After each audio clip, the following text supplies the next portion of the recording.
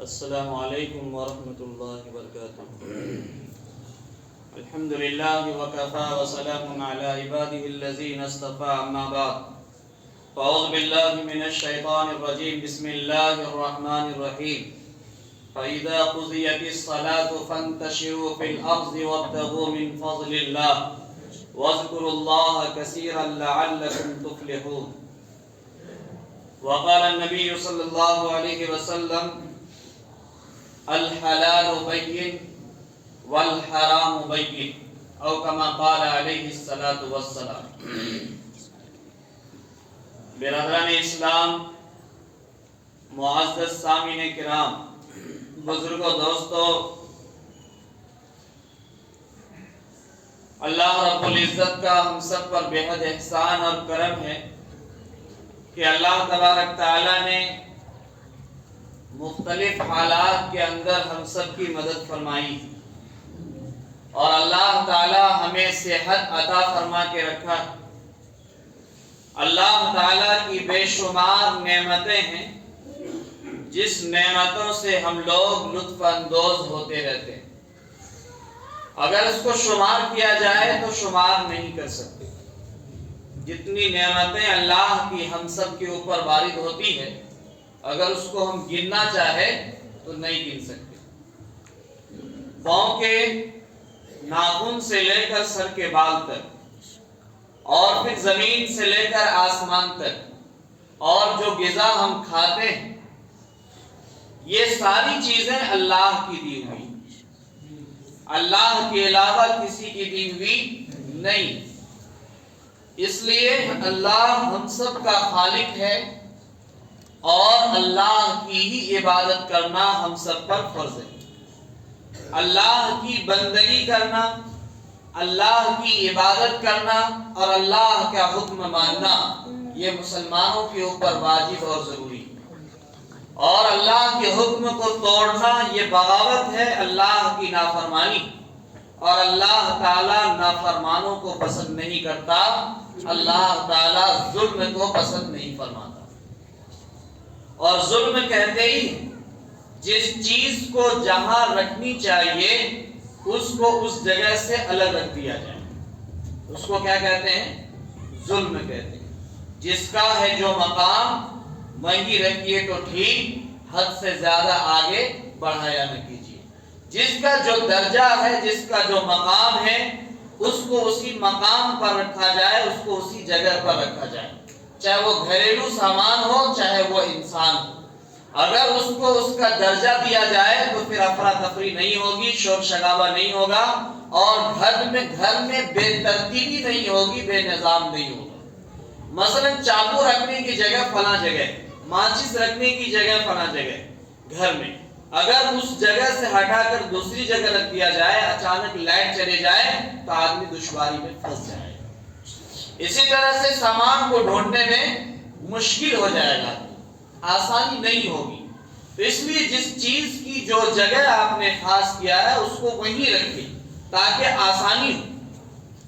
ایسے ہی ہمارے دل کے اندر سب سے بڑا درجہ اللہ تعالیٰ کا ہونا چاہیے۔ ہمارے دل میں سب سے بڑا درجہ اللہ کا ہونا چاہیے۔ ہمارے دل کے اندر سب سے بڑا خاکہ اللہ کی عبادت کا ہونا چاہیے، چونکہ دنیا میں اللہ کے بھیجنے کا مقصد ہی اللہ کی عبادت ہے۔ اگر ہم دنیا کے سارے کام کر رہے ہیں، دنیا کے سارے کام کر رہے ہیں لیکن اللہ کی عبادت نہیں کر رہے ہیں تو کیا ہوا؟ ہم اللہ کے نافرمان ہیں، ہم مقصد میں ناکام ہیں، ہم مقصد میں ناکام ہیں۔ اور اگر بندہ اللہ کی عبادت کر رہا ہے اور عبادت کے ساتھ ساتھ سارے کام کر رہا ہے تو وہ بندہ اللہ تعالیٰ کا رضامند بندہ ہے اور بندگی کرنے والا بندہ ہے۔ ایسے بندہ سے اللہ خوش ہوتا ہے، ایسے بندہ سے اللہ تعالیٰ خوش ہوتا ہے۔ اس لیے یاد رکھنا چاہیے کہ ہمارے دل کے اندر خاکہ دنیا اور آخرت دونوں کا ہونا چاہیے، دنیا اور آخرت دونوں کا ہونا چاہیے۔ جو لوگ یہ کہتے ہیں کہ دنیا کو ہم مردود سمجھے، مال کو ہم مردود سمجھے، اولاد کو ہم مردود سمجھے، میں اس چیز کو پسند نہیں کرتا، میں اس کو پسند نہیں کرتا۔ چونکہ پسند اللہ تعالیٰ کے نظریہ ہے، جو اللہ کا حکم ہے، اللہ کا منشا ہے، وہی ہمارا بھی منشا ہونا چاہیے۔ اللہ کا منشا کیا ہے؟ اللہ تعالیٰ نے حکم دیا ربنا آتنا فی الدنیا حسنہ وفی الآخرۃ حسنۃ وقنا عذاب النار، کہ اللہ ہمارے لیے دنیا بھی بہتر بنا اور آخرت بھی بہتر بنا۔ تو دونوں بہتر بنانے کا حکم اللہ نے بندوں کو دیا اور بندوں کو مانگنے کا حکم دیا کہ دنیا بھی ان کا بہتر ہو اور آخرت بھی بہتر ہو۔ دنیا اور آخرت دونوں بہتر کب ہوگا؟ ایک آدمی ہے جو صرف مسجد میں دعائیں کرتا ہے، نماز پڑھتا ہے، اس کے علاوہ بولتا ہم کو کمانے کی ضرورت نہیں، دنیا سے ہم کو کوئی مطلب نہیں، گھر سے کوئی مطلب نہیں ہے۔ اللہ تعالیٰ کو یہ رہبانیت پسند نہیں، اس امت کے لیے اللہ کو رہبانیت پسند نہیں۔ ایک آدمی ہے اللہ کی عبادت کو چھوڑ کر ساری دن رات دنیا کے کام میں لگا رہتا ہے، مکان کا مکان بنا رہا ہے، زمین کی زمین خرید رہا ہے، سب کچھ کر رہا ہے، لیکن اللہ کی عبادت سے وہ خالی ہے۔ تو اللہ تعالیٰ اس کو بھی پسند نہیں کرتا جو صرف اللہ کی عبادت کے لیے اپنے بیوی بچہ سب کو الگ کر دیا، کسی سے کوئی مطلب نہیں، اس کو بھی اللہ پسند نہیں کرتا۔ اور اللہ تعالیٰ اس کو بھی پسند نہیں کرتا جو صرف دنیا ہی میں لگا ہوا ہے اور اللہ کی عبادت سے اس کو کوئی مطلب نہیں ہے۔ اس لیے کہ پہلے درجہ میں اس کو رہبانیت کہتے ہیں، اور رہبانیت کا مطلب ہوا بیوی بچہ سب کو طلاق دے کر کے سب کو الگ کر دے، کسی سے کوئی مطلب نہ ہو، صرف اللہ کی عبادت سے اس کو مطلب ہو، اس کو رہبانیت کہتے ہیں۔ اللہ تعالیٰ اس کو پسند نہیں فرماتے اس امت کے لیے۔ اور پیچھے بنی اسرائیل میں موسیٰ علیہ السلام کے زمانے میں اس چیز کو اللہ پسند کرتے تھے، کیونکہ وہ زمانہ دوسرا تھا، اور اس میں لوگ گھر بار چھوڑ کر کے جنگل میں چلے جاتے تھے، 500 سال تک اللہ کی تسبیح میں گزار دیتے تھے، اللہ کی عبادت میں گزار دیتے تھے۔ بخاری شریف کی روایت ہے، ایک صاحب ہے جن کا انتقال ہوا، اس کے بارے میں آپ صلی اللہ علیہ وسلم کو بتایا گیا کہ 500 سال تک خالص اللہ کی عبادت کی، اس میں انہوں نے کچھ بھی نہیں کیا، یعنی کسی بھی طرح کا صغیرہ کبیرہ گناہ وہ کیا ہی نہیں، سب چیز سے وہ خالی تھا۔ جب مرنے کے بعد فرشتہ نے ان سے کہا کہ اللہ تعالیٰ اپنے فضل سے تم کو جنت میں داخل کریں گے، اللہ تعالیٰ اپنے فضل سے تم کو جنت میں داخل کریں گے، تو انہوں نے کہا کہ ہم نے جو عبادت کی ہے 500 سال، اس کا بدلہ کیوں نہیں ملے گا؟ اللہ تعالیٰ اپنے فضل سے ہم کو جنت میں داخل کریں گے۔ تو فرشتہ کو حکم ہوگا کہ وہ اعراف کے اندر اس کو رکھ دیں گے، 500 سال کی مسافت جنت سے اور 500 سال کی مسافت جہنم سے، بیچ کے اندر ایک جگہ ہے جس کا نام اعراف ہے، اس اعراف کے اندر اس کو رکھ دیا جائے گا، اور جہنم کی جھلستی ہوئی ہوا اس کے جسم کے اندر لگے گی، لو مارنے والی جو ہوا ہوتی ہے شدید گرمی میں، وہ ہوا جب اس کے جسم کو لگے گی تو اس کو پیاس لگے گی شدت کی، وہ پانی مانگے گا، ایک گلاس، ایک ہاتھ نمودار ہوگا اور اس کے ہاتھ میں پیالہ ہوگا، پانی کا گلاس ہوگا، ان سے کہا جائے گا یہ پانی مجھے دے دیا جائے ورنہ میری سانس اٹک رہی، میں مر جاؤں گا۔ ان کو کہا جائے گا 500 سال کی عبادت کے بدلے میں یہ ایک گلاس پانی ہے، 500 سال کی عبادت کے بدلے میں یہ ایک گلاس پانی ہے، بتاؤ پانی پسند کرتے ہو یا جو تم نے عبادت کی ہے اس کے بدلے میں جنت پسند کرتے ہو؟ تو وہ کہے گا کہ ابھی تو کم سے کم جان بچ جائے، جنت کا مرحلہ تو بعد کی بات، پہلے جو سانس ہماری اٹک رہی ہے، جھلسنے والی آگ ہمارے جسم کو لگ کر کے پیاس کی شدت بڑھا دی ہے، پہلے اس پیاس کو ہم بجھا لے تو ایک گلاس پانی 500 سال کے عوض میں وہ کیا کرے گا؟ خرید لے۔ تو یہ ہماری عبادت کی اوقات ہے، اہمیت ہے۔ اللہ تعالیٰ ایک نعمت کے بارے میں اگر پوچھ لے اور اس کے حق کے بارے میں پوچھ لے تو یقین مانیے ہوئے زمین کا کوئی انسان اللہ کو جواب نہیں دے پائے، کوئی نہیں دے پائے۔ مثلا 2 آنکھ، اس آنکھ سے ہم نے کتنی چیزیں دیکھی ہیں، کہاں دیکھی ہے، کیا دیکھی ہے، اور اس آنکھ سے ہم کہاں دیکھ کر کے گئے ہیں، اس سے کیا کرنے کا حکم دیا تھا اللہ تعالیٰ اور ہم کیا کیے۔ اس آنکھ سے، اس آنکھ کے دیکھنے کی وجہ سے اللہ کی کتنی ساری ہم نے نافرمانیاں کی ہے۔ اگر اس کے بارے میں، صرف آنکھ کے بارے میں اللہ تعالیٰ ہم سے پوچھ لے گا تو اس کا جواب ہم اللہ کو نہیں دے پائیں گے۔ تو بہت بڑی بڑی نعمتیں ہیں اللہ تعالیٰ کی جس کا حساب اللہ تعالیٰ ہم سے لے گا. اس لیے کہا وَإِن تَعُدُّوا نِعْمَتَ اللَّهِ لَا تُحْصُوهَا. اللہ تعالیٰ کی نعمتوں کو شمار کرنا چاہو گے تو شمار نہیں کر سکتے. اس کا بدلہ دینا چاہو گے تو بدلہ نہیں لے سکتے ہو. تو اللہ تعالیٰ اپنے فضل سے جس کو چاہیں گے جنت میں داخل کریں گے. تو میں یہ کہہ رہا تھا کہ دنیا اور آخرت دونوں ایک مسلمان کا مطمئن نظر ہونا چاہیے, مطلوب ہونا چاہیے. دنیا اس اعتبار سے کہ دنیا میں آئے ہیں تو کچھ کر کے جائیں. دنیا میں آئے ہیں تو کچھ کر کے جائیں. اللہ تعالیٰ نے رسولوں کو حکم دیا یا ایھا الرسول کلوا مما فی الارض حلالا طیبا, یا ایھا الرسول کلوا من الطیبات واعملوا صالحا. اے رسولوں کی جماعت, آپ حلال روزی کمائیے اور نیک عمل کیجیے. حلال روزی کمائیے اور نیک عمل کیجیے. عمل دو طرح کا, اور اسی طرح سے روزی دو طرح کا. ایک روزی حرام, چاہے وہ سود کا ہو, چاہے وہ بیاج کا ہو, چاہے وہ دھوکہ کا ہو, چاہے وہ جھوٹ کا ہو, چاہے وہ رشوت کا ہو. جو بھی کمائی کا اس طرح کا مال ہے وہ مال کیا ہے؟ وہ مال حرام ہے. اور دوسرا ہے محنت مشقت سے تجارت کر کے یا اس کے علاوہ جو بھی حلال طریقہ ہے اس طریقہ سے پیسہ کمایا ہے. ایک ہی پیسہ کبھی وہ حلال بن جاتا ہے اور کبھی وہ حرام بن جاتا ہے. طریقہ حلال استعمال کرنے کی وجہ سے وہ حلال ہوتا ہے اور طریقہ حرام استعمال کرنے کی وجہ سے وہ کیا ہوتا ہے؟ حرام ہو جاتا ہے. تو اللہ تعالیٰ نے تمام انبیاء کرام کو حکم دیا اے رسولوں کی جماعت تم حلال روزی کھاؤ. کیا کرو؟ حلال روزی کھاؤ. وَعَمِلُوا صَالِحًا, اور دوسرا حکم یہ دیا تمام رسولوں کو, انبیاء کرام کو, کہ تم نیک اعمال کرو. عمل ہے ایک برا, ایک ہے سیئات اور ایک ہے حسنات, ایک ہے شر اور ایک ہے خیر. تو اللہ تعالیٰ نے انبیاء کرام کو حکم دیا کہ خیر کا کام کرے, دوسروں کے ساتھ بھلائی کا کام کرے, دوسروں کے فائدے کے لیے کام کرے, دوسروں کی ترقی کے لیے کام کرے اور اپنے خاندان کو بھی ترقی کے لیے کام کرے. اس میں کیا ہے؟ خیر ہے. شر والا کام بالکل نہ کرے.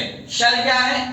شر یہ ہے کہ ہم حرام کام کر رہے ہیں, اپنے اعضاء کے ذریعے سے ہو, زبان کے ذریعے سے ہو, آنکھ کے ذریعے سے حرام دیکھ رہے ہیں, ہاتھ سے حرام پکڑ رہے ہیں, تو یہ سب چیزیں حرام ہیں. اسی طرح سے عمل ہمارا ایک حلال اور دوسرا حرام, اور کام ایک حلال اور دوسرا حرام. تو اللہ تبارک تعالیٰ نے نیک عمل کرنے کا حکم دیا ہے, برے عمل کرنے سے اللہ نے منع فرمایا ہے. تو وَمَا خَلَقْتُ الْجِنَّ وَالْإِنسَ إِلَّا لِيَعْبُدُونَ, ہم نے انسانوں اور جناتوں کو اس لیے پیدا کیا ہے تاکہ وہ میری عبادت کرے. اب انسان سارا کمال کو اپنا رہا ہے, چاند کے اوپر جا رہا ہے, آسمان پر جا کر اپنا کمان باندھ رہا ہے, سمندر کے اندر کشتیاں چلا رہا ہے, دنیا کی ساری ترقی کا کام کر رہا ہے, لیکن عبادت نہیں کر رہا ہے, تو وہ آدمی ناکام ہے. وہ آدمی ناکام ہے. لیکن ایک آدمی ہے جو دنیا کے اعتبار سے بھی کام کر رہا ہے اور دوسرا اعمال صالحہ بھی کر رہا ہے. تو یہ آدمی جو اعمال صالحہ کر رہا ہے, ان کا بیوی بچہ کبھی بھیک نہیں مانگے گا. ان کا بیوی بچہ کل ہو کر کے اپاہج نہیں ہوگا, بھیک نہیں مانگے گا. اور جس آدمی کا یہ نظریہ, یہ تصور ہے کہ ہم بیٹھے رہیں گے, ہم کو کچھ کرنے کی ضرورت نہیں ہے, تو شریعت نے صاف طور پر اس کے لیے کہا ہے قولو یا ایھا الذین آمنوا کولوا من الطیبات, اے ایمان والو تم حلال روزی کھلاؤ اپنی اولاد کو, حلال روزی کھاؤ اور حلال روزی کھلاؤ. اور حلال روزی کھانا اور کھلانا تب پایا جائے گا جب ہم محنت کریں گے, جب ہم محنت کریں گے, مشقت کریں گے, خون پسینہ بہا کر کے ہم کیا کریں گے؟ روزی اکٹھا کریں گے. فَإِذَا قُضِيَتِ الصَّلَاةُ فَانتَشِرُوا فِي الْأَرْضِ وَابْتَغُوا مِن فَضْلِ اللَّهِ. اللہ نے فرمایا جب تم نماز ادا کر چکے ہو تو زمین میں پھیل جاؤ, اور کس لیے؟ وَابْتَغُوا مِن فَضْلِ اللَّهِ, اللہ کے فضل کو تلاش کرو, یعنی روزی تلاش کرو, حلال کمائی تلاش کرو, اور اپنے بیوی بچے کو بہتر سے بہتر روزی لا کر کے دو, حلال روزی کھلاؤ, اور حلال روزی جب بھی کھائیں گے تو اس سے عمل بھی نیک ہو. اس سے جذبہ جو دل کے اندر پیدا ہوگا وہ عمل نیک کرنے کا جذبہ ہوگا، برائی کرنے کا جذبہ نہیں ہوگا۔ لیکن جو حلال اور حرام میں تمیز نہیں کریں گے، حلال اور حرام میں فرق نہیں کریں گے۔ شہنشاہ کونین جناب محمد رسول اللہ صلی اللہ علیہ وسلم نے فرمایا کہ ایک زمانہ ایسا آنے والا ہے کہ جس میں لوگ حلال کو حلال نہیں سمجھیں گے، حرام کو حرام نہیں سمجھیں گے، یعنی دونوں مال کو ملا کر کے کھائیں گے، دونوں مال کو ملا کر کے کھائیں گے۔ اور جب یہ دونوں مال مل جائے گا تو اللہ تعالیٰ اس کے سینے سے ایمان کے نور ہٹا دیں گے، سینے سے ایمان کا نور چھین لیں گے۔ اور جب ایمان کا نور سینے سے نکل جائے گا تو پھر اسے نیک عمل کرنے کا جذبہ پیدا نہیں ہوگا، نیک عمل کرنے کا جذبہ دل کے اندر پیدا نہیں ہوگا، اور اگر پیدا بھی ہو جائے خدا نخواستہ تو وہ نیک عمل نہیں کر پائے، نیک عمل سے وہ خالی رہے گا، کیونکہ حرام کمائی پر شیطان کا تسلط ہوتا ہے اور شیطان اپنے راستے میں لوگوں کو لگا لیتا ہے۔ تو اس لیے اللہ تبارک تعالیٰ نے رسولوں کو حکم دیا کہ حلال روزی کمائیں اور نیک عمل کریں، اور اللہ تعالیٰ نے ایمان والوں کو بھی یہی حکم دیا کہ تم خود حلال روزی کماؤ اور اپنی اولاد کو بھی حلال روزی کھلاؤ۔ اس سے کیا ہوگا؟ نیک اعمال کرنے کا جذبہ ہوگا، اور حلال روزی کھانے والا وہ آدمی متقی کہلاتا ہے، حلال روزی کھانے والا متقی کہلاتا ہے۔ تو اس لیے ہمارا نظریہ صرف دنیا ہی نہ ہو یا صرف آخرتی نہ ہو، بلکہ دونوں کا مسمم ہو، دونوں کا انضمام ہو، دونوں ملاوٹ ہو، اور دنیا اور آخرت دونوں کی ترقی جو کرے گا تو اللہ تبارک تعالیٰ اور دونوں میں حلال صورت اختیار کرنا چاہیے، تو اللہ تعالیٰ اس کو بڑا درجہ عطا فرمائے گا۔ دنیا کے اعتبار سے اس کو فقیر نہیں بنائے گا، دنیا کے اعتبار سے اس کو غریب نہیں بنائے گا، دنیا کے اعتبار سے ان کو ہاتھ پھیلانے والا نہیں بنائے گا۔ اور اللہ تبارک تعالیٰ نے اس شریعت کے اندر شروع اسلام میں آپ دیکھیں گے تو آپ کو پتا چلے گا کہ شروع اسلام میں بڑی غربت کا زمانہ تھا، لیکن اللہ تعالیٰ نے ایسا ماحول پیدا کیا، ایسا حالات کو بدلا کہ وہ حالات اس طرح سے ہو گئے کہ صحابہ کرام سال بھر کا اپنے گھر کا خوراک گھر میں دے دیا کرتے تھے، 1 سال کا خوراک لا کر کے اپنے گھر میں دے دیتے تھے۔ اور آپ صلی اللہ علیہ وسلم کی خود کی عادت شریفہ یہ تھی کہ آپ کے پاس جتنی بھی ازواج مطہرات تھی سب کو 1 سال کا خوراک گھر کا دے دیتے تھے، چونکہ جب 1 سال کا یا 1 مہینہ کا دے دیا جائے تو روز کے روز سر پر ٹینشن نہیں رہے گا کہ آج چاول لانا ہے، کل گیہوں لانا ہے، فلاں یہ لانا ہے، فلاں وہ لانا ہے، یا بیوی بھی پریشان کہ کچن ان کا سنبھل نہیں رہا، اور شوہر بھی پریشان کہ ہر دن ہم پر ڈیمانڈ کیا جاتا ہے۔ تو یہ صحابہ نے زندگی جینے کا ایک اصول بتایا، ایک طریقہ بتایا، ایک ڈھنگ بتایا، اور اسی کے اندر ہمارے لیے 100% کامیابی ہے۔ اس لیے ہم سب اپنے حالات کو بدلنا چاہتے ہیں تو حالات صرف دنیا داری سے نہیں بدلے گی، حالات کب بدلے گی؟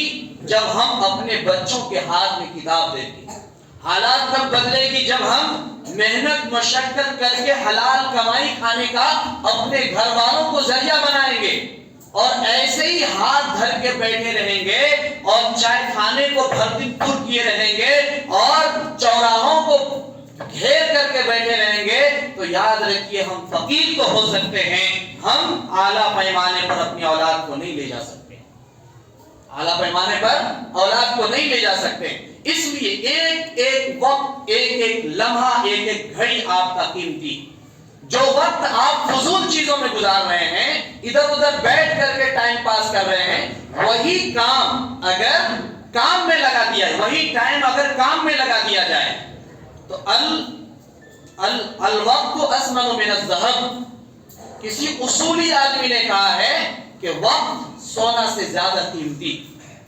وقت سونا سے زیادہ قیمتی، جس نے وقت کو استعمال کر لیا وہ سونا والا بن گیا، یعنی سونے کی جیسے اس کی زندگی ہو گئی، اور جس نے وقت کو ضائع کر دیا اس کی زندگی برباد ہو گئی۔ مثال کے طور پر آج آپ مسلم بستیوں میں گھومیں گے تو آپ کو اکثر و بیشتر یہ سمجھ میں آئے گا، خاص طور سے رات کے اندھیرے میں کہیں خالی جگہ ہے، چوراہا ہے، کوئی ٹوٹا پھوٹا مکان ہے، تو وہاں 4-5 نوجوان آپ کو مل جائے گا جن کے ہاتھ میں موبائل ہوگا اور موبائل کے اندر کچھ نہ کچھ وہ دیکھ رہا ہے، ٹائم پاس کر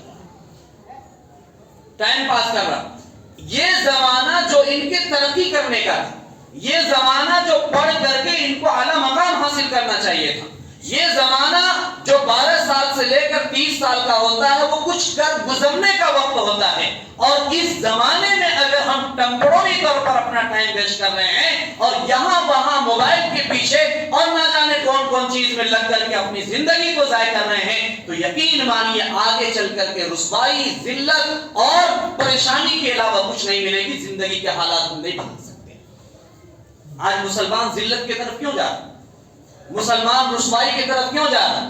اس لیے کہ تجارت سے یہ مسلمان دور چلا گیا، کما کر کے باہر سے لائیے اور جا کر کے پھینک کر کے آئیے۔ اور یہی دوسری قوم میں نہیں، وہ تجارت کرنا چاہتے ہیں، وہ آگے بڑھنا چاہتے ہیں، وہ ترقی کرنا چاہتے ہیں، اور ترقی تب ممکن ہے جبکہ گھر کا ہر فرد جس کی جو استطاعت ہو، جتنی زیادہ ان کے اندر صلاحیت ہو، وہ اپنی صلاحیت کے معیار کے اعتبار سے وہ کچھ نہ کچھ کرے، بوجھ نہ بنے دوسرے کے اوپر، بوجھ دوسرے کے اوپر نہ بنے۔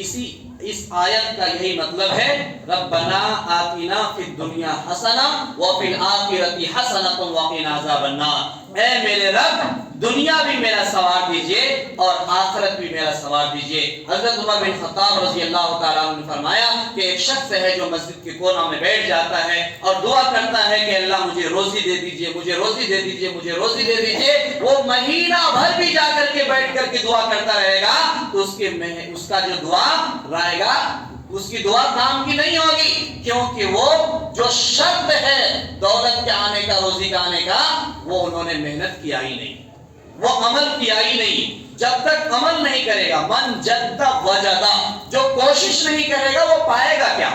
یہ تو ضابطہ ہے، اصول ہے، جو کوشش کرے گا وہی پائے گا، اور جو کوشش ہی نہیں کرے گا اس کو کیا ملے گا؟ یہ حدیث ہے، اور قرآن کی آیت اللہ تعالیٰ نے فرمایا وَأَن لَيْسَ لِلْإِنسَانِ إِلَّا مَا سَعَىٰ، ہر انسان کے لیے وہ ملے گا جن کی انہوں نے کوشش کی ہے، جس کے لیے انہوں نے محنت کی ہے، جس کی انہوں نے محنت کی ہے۔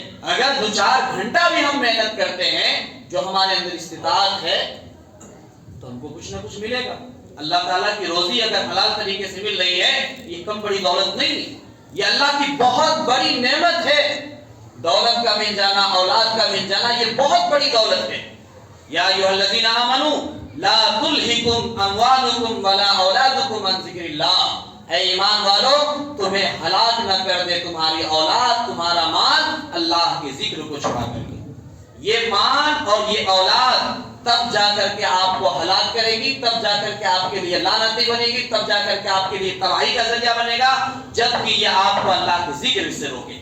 اگر اللہ کے ذکر سے نہیں روک رہی ہے بلکہ آپ کو کیا کر رہی ہے، پیسے کما کے لا کے دے رہی ہے، آپ جماعت میں نکل جائیے، پیسے کما کے لا کے دے رہی ہے، آپ جا کر کے دینی کام میں خدمت کیجیے، آپ کو پیسے لا کر کے دے رہی ہے، آپ کو آپ نماز پڑھیے، تو وہ اولاد آپ کے لیے نعمت ہے، وہ زحمت نہیں ہے، وہ اولاد آپ کے لیے پریشانی کا ذریعہ نہیں ہے۔ جو مال جس سے آپ عزت کے طریقے پر گھر میں کھانا کھا رہے ہیں، کپڑا پہن رہے ہیں، یہ مال آپ کے لیے نعمت ہے، یہ زحمت نہیں ہے۔ ہاں یہی مال اگر اللہ کے ذکر کو چھوڑا دے، دن بھر کام کرے، رات بھر کام کرے، لیکن اللہ کی یاد کی کوئی فکر نہیں، اذان ہو رہی ہے کوئی فکر نہیں، تو یہ مال کل قیامت کے دن جہنم میں لے جانے کا ذریعہ بن جائے گا۔ یہ مال کل قیامت کے دن جہنم میں لے جانے کا ذریعہ بنے گا۔ اور تجارت کرنے کے چند اصول ہیں۔ ہماری قوم تجارت سے پیچھے ہو گئی، جس کی وجہ سے ہماری قوم آج رسوا ہو رہی، ورنہ انبیاء کرام اور صحابہ کرام کی زندگی اٹھا کر پڑھیے، آپ کو معلوم ہوگا کہ مسلمانوں نے تجارت کو شروع کیا تھا، اور تجارت میں اللہ تعالیٰ نے برکت رکھا، تجارت میں برکت رکھا ہے، اور جب تجارت کریں گے، محنت کریں گے، تبھی جا کر اس کا پھل ملے گا۔ ہر حالات ہمارا ٹھیک ہوں گے، बगैर पैसे के तो सजदा में भी दिल नहीं लगता, बगैर पैसे के तो सजदा में भी दिल नहीं लगता, क्योंकि घर की परेशानी दिमाग पर सवार है, बच्चे की परेशानी, बच्चे के दूध की फिक्र है, घर का फिक्र है, खाना की फिक्र है, हर चीज की फिक्र सर पर सवार हो और फिर आकर के वो आदमी सजदा करे, तो आप ही बताइए दिल पर हाथ रख करके क्या उसके दिल को सुकून मिलेगा? नहीं मिलेगा। क्यों नहीं मिलेगा? इसलिए कि जरूरत भी उसकी पूरी होनी चाहिए, जरूरत भी उसकी पूरी होनी चाहिए। और जरूरत जब पूरी होगी तो ऑटोमेटिक आपको तबीयत लगेगी नमाज पढ़ने, ऑटोमेटिक आपको दुआ करने का दिल चाहेगा, ऑटोमेटिक आप हर चीज से फारिग होकर के अल्लाह के सामने झुक जाएंगे, क्योंकि आपके सर पर दबाव नहीं, आपके सर पर परेशानी नहीं।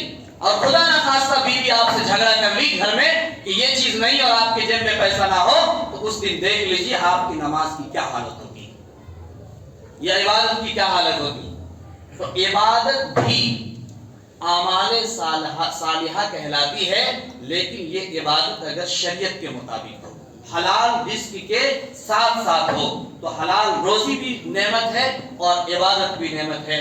या अय्युहर रसूलु कुलू मिनत तय्यिबाति वअमलू सालिहा, ए रसूलों की जमात, तुम हलाल रोजी खाओ और नेक अमाल करो। हलाल रोजी खाना और नेक अमाल करना, ये दोनों चीजों की नसीहत अल्लाह ताला ने तमाम अंबियाए किराम को की है कुरान के अंदर, और हमें भी इसी का हुक्म दिया है कि हम हलाल रोजी कमाएं, अपनी औलाद को हलाल रोजी खिलाएं, उसके लिए मेहनत करें, उसके लिए मुशक्कत करें। वलैसा लिल इंसानि इल्ला मा सआ, जो मेहनत करेगा वही पाएगा। मन जद्द वजदा, जिसने मेहनत की उसने पा लिया। तो मेरे भाइयों, आपके सामने पीछे जुमा में ये ऐलान किया गया था कि आपके वीरपुर हलके के कमलपुर में इज्तिमा होने जा रहा है 17, 18, 19 फरवरी को, और ये बहुत बड़ा इज्तिमा है, लाखों की तादाद में लोग रहेंगे, और उसके लिए आप लोग बेशुमार कुर्बानियां देते हैं, और जहां भी हुआ है उसके लिए दिए हैं। इससे पहले जुमा में 2500 रुपये कलेक्शन आया था, इसमें बहुत लंबा सरफा है। आप हज़रात से गुजारिश है कि आप लोग अल्लाह के वास्ते जो हो सके अपने जेब से अल्लाह के वास्ते निकाल दें। सदर साहब, सेक्रेटरी साहब, जनाब आफ्ताब आलम साहब और फिरोज भाई और अनीस साहब खड़े हो जाइए। एक मर्तबा इज्तिमा के लिए 2 मिनट में कलेक्शन कर दीजिए। भाई इज्तिमा में लंबा सरफा है, साबिक सेक्रेटरी साहब आफ्ताब आलम साहब।